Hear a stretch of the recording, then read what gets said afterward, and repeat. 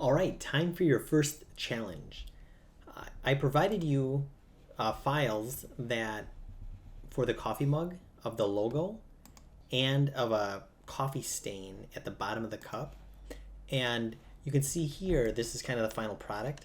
You can see the coffee stain, and then I can see that there's orange all around it, and then the logo in its appropriate place.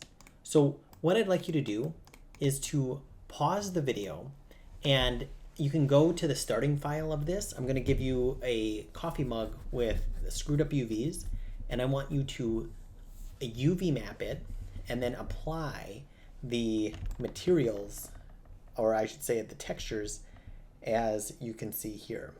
Okay, and then when you're done, go ahead and watch the other videos to show the answer. And if you need to look back at any of the previous videos to kind of see the techniques, that could be helpful, and I won't consider that cheating. All right, good luck.